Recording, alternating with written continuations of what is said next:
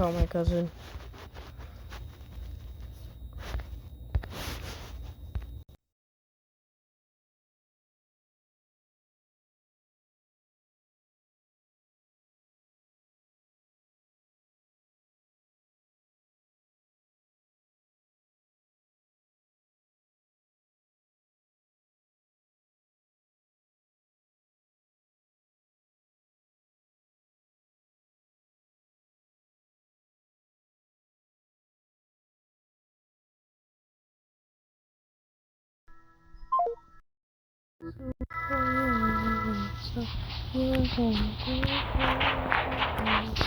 How you guys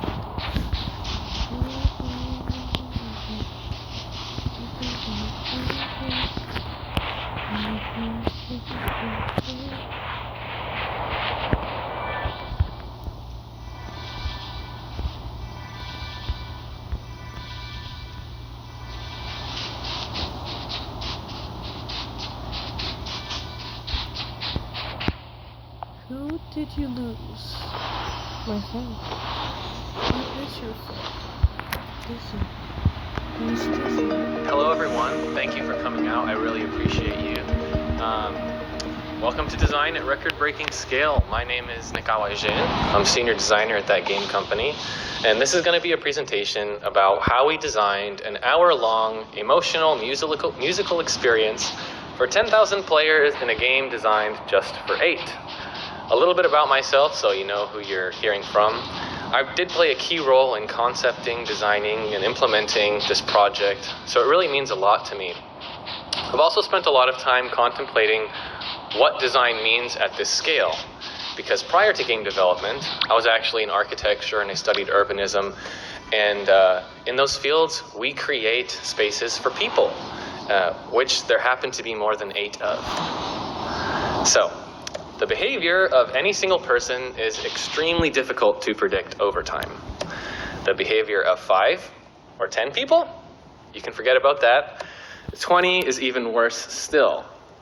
But after a certain population, the actions of each individual dissolve away into the shared trajectory of everyone else's, which, as it turns out, may be far less complicated to project, and if we're courageous enough, dare I say, even design for. This is the premise behind Isaac Asimov's Foundation trilogy, not Aurora's musical voyage, but it does reflect what we experienced designing and developing it. It groups not 2 or 8 or even 800 or even 8,000 players, but 10,000 co-located human beings in an interactive virtual space as one big, supermassive group. Let's take a step back and talk about Sky first. Sky itself is a social MMO where you can hold hands, hug, fly, and otherwise explore the history of a once great kingdom as a total of up to 8 players. This is what Sky is normally, a social, awe-inspiring experience all about sharing intimate moments with small groups of close friends. This is part of our long studio heritage here at that game company of creating emotional games that connect people, especially by exploring our shared humanity.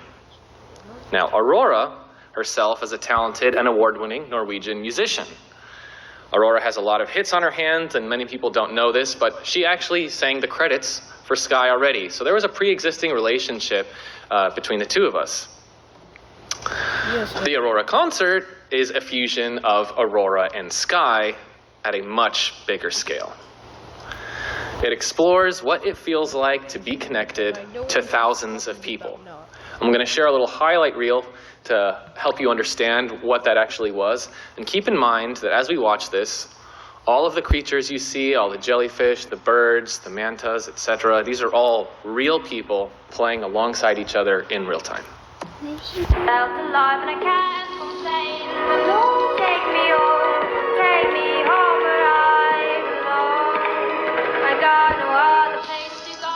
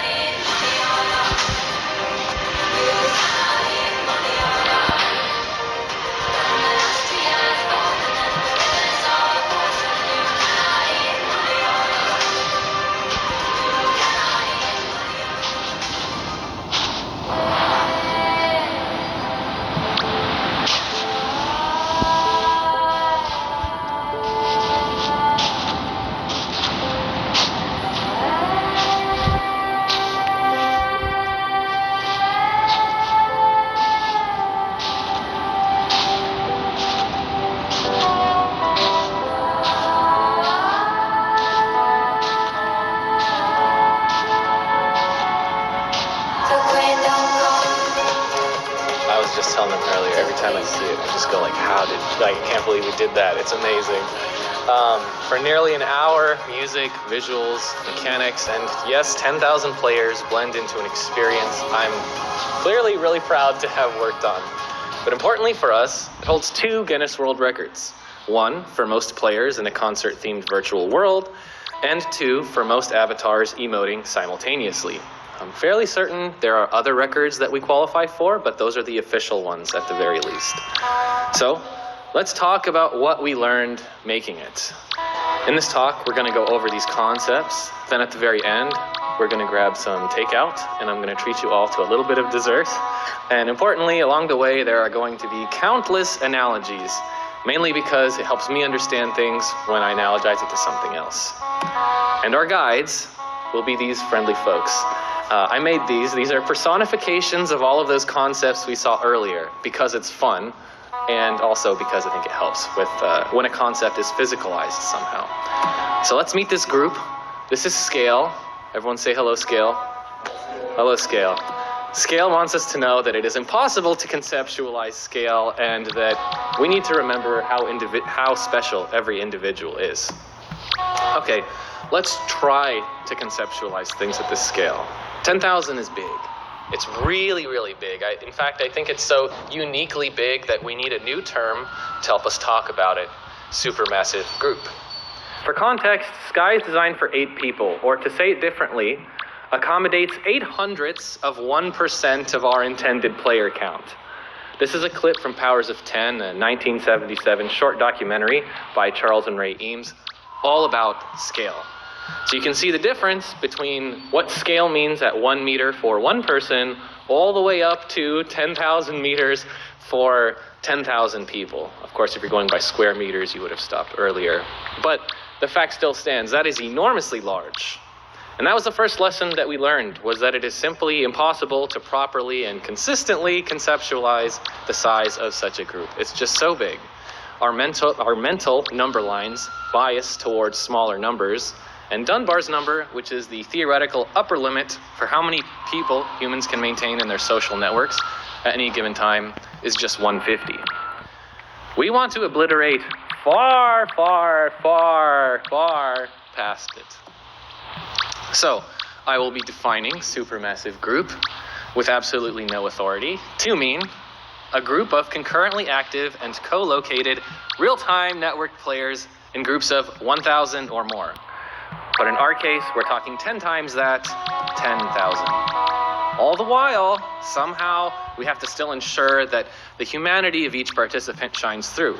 Because what's the point of being around 9,999 other individuals if you don't feel their humanity next to you? These are seemingly contradictory design goals, explore scale, but every single individual person is special. It hasn't really been explored in media. There was one example, however, that I found, which is Alan McCullum's Over 10,000 Individual Work series, which does precisely this.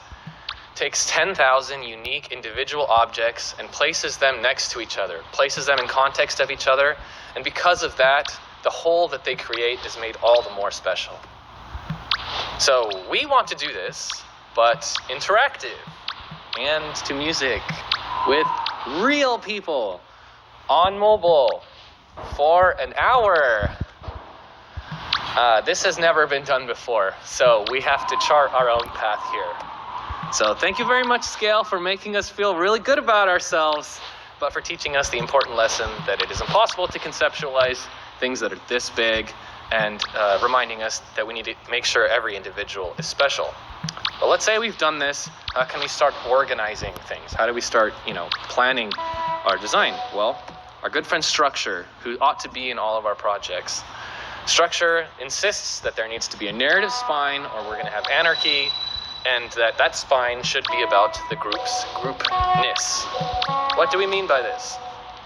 Well, one of the earliest and perhaps most intuitive lessons we learned was that the more actors you introduce in a system, the noisier it all gets. So we need to make sure we have a really strong spine that establishes order and meaning, so that even among all of that noise, it's still a clear, cohesive experience. So for us, that was creating a grand story arc for the entire experience defined by emotional highs and lows. We developed a narrative about humanity and nature, and yes, these are the actual design documents. They're very artistically beautiful and the great designer kind of way. It explored the different emotional stages of being and not being in community with others. It explored contrasting social themes like selfishness and selflessness, togetherness, and isolation. We told each of these stories through each song as the concert unfolded, with each song containing within it its own story in its own landscape. Selecting stories about group sizes and the emotional aspects of being in a community helps ensure that at the highest level, the fundamental type of experience that players are looking to have is thematically compatible with the type of experience you are looking to create as a developer. That seems like kind of obvious, but it can be easy to overlook this. So we developed another similarly large-scale project later, Season of Passage, that I think failed to deliver the same emotional impact as the concert due to a number of reasons, but one of which was a misalignment at this scale. For Season of Passage, we were focusing on big group gameplay activities, and so that's what we invested all of our time into. But unfortunately, what we weren't able to do was resolve a narrative that also had to do with community. So that ultimately, unfortunately, got cut from the story before it shipped, even though that was a part of our earliest concepts all along. So Season of Passage wound up being you playing gameplay activities with lots and lots of other people and then having an intimate story with just a handful of NPCs. That made things a little confusing and inconsistent for players, you know? It's like, why are you even here? I've been talking with these NPCs and then now I'm doing something with 100 other people. It doesn't really make sense. There was a lot that went into Season of Passage, but this particular narrative and structural point is one that I feel we thankfully managed to avoid with the Aurora concert, because the story itself was all about being in a group. It was about being in a community. So thank you, structure. Now we know we need a narrative spine and that it should be about the group's groupness. But what about design guidelines? We're designers anyway. First and foremost, our friend Simplicity is here to remind us that our technical constraints will always be our design constraints, whether or not we're designing at this scale. But importantly, that at this scale, the group itself will fill in the silence created by those very technical constraints. So, where we've been in concept diagrammy land for so long, now we need to make it a reality. So technically speaking, how do we even support 10,000 players? What does that mean? How does that work on the game? Ultimately, what we arrived at was a solution that gave us, the designers, the positional data for each player, and in order to render all 10,000 at the screen at the same time, we would render each of these individual avatars as kind of a more simplified geometry. In this case, we're looking at a torture test of all kinds of abstracted Sky Kids, which are the characters that we colloquially call in Sky. But they didn't just have to be abstracted humanoid shapes. Very quickly we learned that maybe they could be birds or jellyfish, mantas, butterflies, and we used all of these for the concert. These simplified models worked well given our technical constraints. But that was pretty much it, the position of that bird, knowing that that bird is a player, and the bird could emote. And that was pretty much all we had to work with for a really long time. But that began to define the central design principle for this chapter of the talk, which is simplicity. Let me share an example of what I mean. So I had a lot of early self-conscious attempts to supposedly enrich the experience with more stuff. So this is one of my test levels. Because it's hard to fathom, as we've established, this many players in the same place at the same time, I often over-designed the experience because I was trying to preemptively fill in the gaps created by the narrow technical limitations that we knew we would get. I thought, if all I have is positions and that's it, I really need to crank up everything else. So this was an early iteration I got really stuck on. I thought, well, for the song to be interesting, the narrative content of the song that I mentioned earlier needed to unfold in some mechanical kind of way, So in this version, Aurora, which is represented as this flare, kind of moves throughout the environment and then distributes these blue orbs that pulse with the music, and then the player approaches those orbs, and then they start orbiting around them, and then that like reveals a little vignette that tells a story. And in this case, you know, they're just big blocks, which you'll see in a little bit.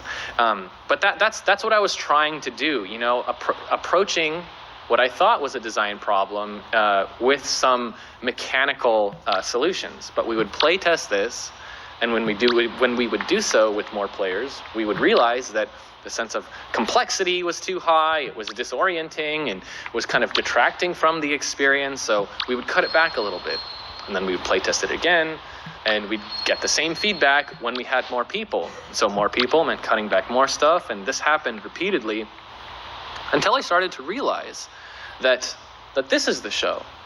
That the player is the show, and all of that other stuff that I was working on is actually just in support of this. So keeping the design simple and not trying to compete with all 10,000 players that are going to be on the screen helps this humanity shine through, because ultimately that's the best part of being around so many people. So thank you, Simplicity, for communicating that technical constraints are also design constraints, and reassuring me, because I had a personal relationship with Simplicity throughout the development of this, that the group will fill in the silence. I have faith in that now. That also relates to the next design principle, which is spectacle, aka the player is the show. Yeah, the player is the show. I can't reiterate this enough. This is such a big aspect of the design that took me a long time to realize. And importantly, that the individual capabilities will determine the group's overall organization. So why is it that we're willing to spend money and get dressed up and travel out to places like San Francisco to experience concerts, conventions, or game development conferences, shoulder to shoulder with so many strangers, when we could arguably have a comparable experience simply watching a video of the event online? I'm sure many of you are doing that right now and in the future. Hello from the past. Aside from all the financial, physical, and temporal accessibility concerns, which are often the reasons why I, at least, choose not to go to these places, I think a huge factor in my motivation and in the motivation of most people is the desire to be part of a collective shared experience, to be next to each other, socialize with like-minded individuals, feel inspired and connected, and of course, relish in the company that we've made all the more beautiful. This is what we felt with each increasingly large playtest. You know, the beauty was in the group, and importantly, being in the group and contributing to it as a participant. Of course, it didn't take long for us to start talking about animals and how they get into groups, because we always design from somewhere. And when animals come together, the form and the organization that their groups take are determined by the capabilities of each of those individuals. So a crab is capable of some things, and a horse is capable of entirely different things. And because they're also in two different environments, when you bring a bunch of them together, they start operating differently. And the thrill, of course, is being in this group while it's happening, you know, being in a stampede of horses. Yeah, we are all animals, of course. And the experience of being the bottommost crab in the pile in that organization and the innermost sheep in the flock in that organization are both vastly different in structure and presumably enjoyability, but I could be wrong. I'm not a crab yet. We still have time, so you never know. But the spectacle is the show, and the group is the show, and the group will behave differently depending on the capabilities of each of the individuals. So to succeed in making the player the show, to succeed in organizing the group in a compelling way, we can tune each individual's capabilities. So thank you, Spectacle, but what does that even mean to tune those capabilities? How do we move away from that crab pile and move towards something that is much more compelling? Well, we can talk to our other friend, Affordance, who's so cute. Affordance is going to tell us all about parrot problems, which are a thing, how guiding the individual can make a structured group, and importantly, the necessity to leave freedom for expression.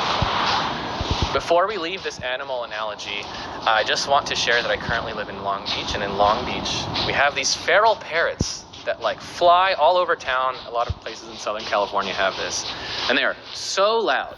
It's remarkable how loud one parrot can be, but when they're in their flock, it's you basically can't hear anything else.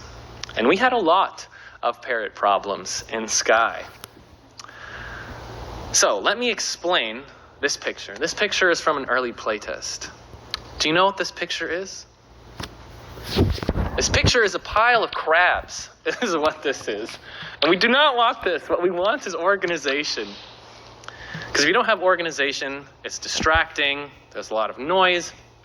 Makes it difficult to concentrate. There's no visual hierarchy to what's happening. And when was the last time you saw like a herd of horses or a flock of birds completely not acknowledge each other or their prevailing path of travel? You know, even 10% of our players are doing this. That's like 1,000 clumsy cicadas or June bugs just like bouncing off the walls. We don't want that. So we tried to find a good way to enable each individual to move throughout the space. This is footage from an early version of the song Warrior. And the control scheme here was autopilot. This was very short-lived, as you could expect, but I needed to get it out of my system. You strap in, much like you do a roller coaster, you buckle up, and then that's pretty much it. You can maybe look around, but your movement is determined for you by the game. Now that's no fun, and this wouldn't have been compelling with 10,000 players, so we quickly moved past this. Okay, so maybe we can do something in between, right? So if not everyone's totally strapped in, maybe we can allow each of these individuals to freely deviate if they want, but if they didn't want to or didn't know how, as we were expecting a lot of new people to play the concert, that it would still carry them out throughout all of the environments that we had created. How is this possible? Well, we have this guide rail system in Sky, which allows us as designers to define the extent and direction of travel that we would like players to move in. You can actually